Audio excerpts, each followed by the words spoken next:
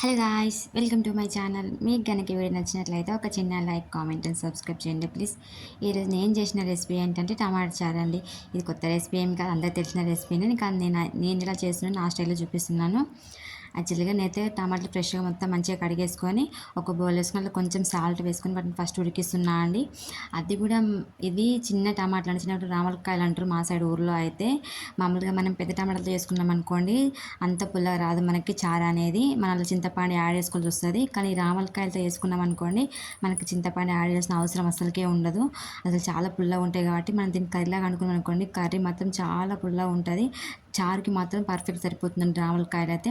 అట్లా బాగా ఉడికిన తర్వాత వాటిని దించేసుకోవాలి. దించేసుకొని వాటిపైన తొక్కు ఉంటుంది కదండి, ఆ తొక్క మొత్తం తీసేసుకోవాలి. తీసేసుకున్న మొత్తం టమాటాలని తొక్కలు తీసేసుకుంటా మనకి మామూలుగా పప్పు కవ్వంతో రుద్దుకోవచ్చు, లేకపోతే మనకి ఇట్లా మాన్యువల్ చాపర్స్ ఉంటాయి కదండి, ఆ చాపర్లో వేసి అయినా కూడా మనం తిప్పుకోవచ్చు. చాపర్లో వేసి తిప్పుకున్నా కూడా మనకు జ్యూస్ లాగా వచ్చేస్తుంది. మొత్తం మనకు పప్పు కవ్వంతో కూడా అలానే జ్యూస్ లాగా వస్తుంది. కానీ కొంచెం అంతా పైన తొక్క ఎక్కడన్నా మిగిలిపోతే అది ఒకలాంటి మొత్తం చాపింగ్ లాగా అయిపోవండి. మనకి ఈ చాపర్లో వేసుకుంటే మాత్రం మనకి మొత్తం జ్యూస్ లాగా అయిపోతుంది. అట్లా మొత్తం జ్యూస్ లాగా పట్టేసుకున్న తర్వాతకి అందులో కూడా మన తర్వాతకి ఇదైతే జ్యూస్ వేసిన పక్కన పక్కన పెట్టేసుకోవాలండి. మనం మామూలు టమాటా చారు కావాల్సినవి అని ఫస్ట్ కట్ చేసి పెట్టుకోవాలి. మనకి పచ్చిమిర్చి, ఉల్లిగడ్డ, ఎల్లిపాయ, మనకి కరివేపాకు. నేనైతే ఇందులో మామూలుగా అయితే నేను స్ప్రింగ్ ఆనియన్స్ వేస్తున్నాను. స్ప్రింగ్ ఆనియన్స్ వేస్తే కొంచెం టేస్ట్ వేరేలాగా వస్తుందని. దీన్ని మనం ఏదైతే టమాటా ఉడకబెట్టుకున్నామో ఆ వాటర్ కూడా పడేయొద్దండి. ఆ వాటర్ని మనం చారులో వేసుకుంటే చాలా టేస్ట్ వస్తుంది.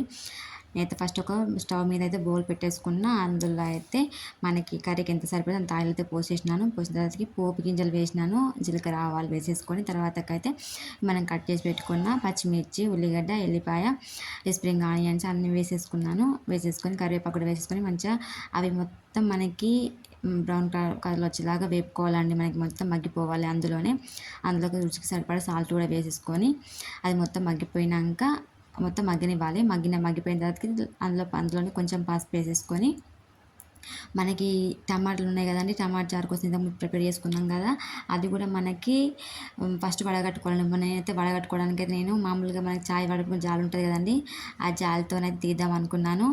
కానీ అది అసలు కుదరలేదు. ఫస్ట్ మొత్తం అయితే మగ్గిపోయిన తర్వాత మనం ఏదైతే చారు మన టమాటా ఉడకబెట్టిన నీళ్ళు ఉంటాయో ఆ నీళ్ళని అయితే నేను అందులో పోసేసినాను.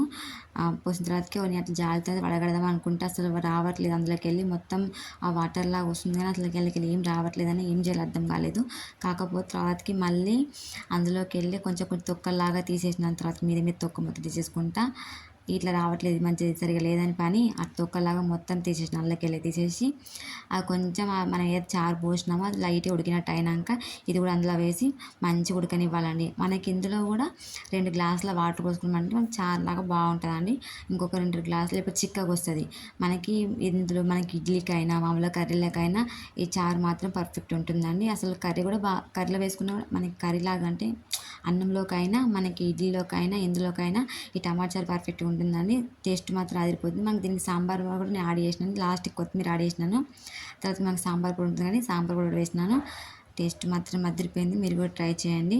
మీకు కనుక రెసిపీ నచ్చినట్లు ఒక చిన్న లైక్, కామెంట్ అండ్ సబ్స్క్రైబ్ చేసుకోండి ప్లీజ్. Thank you.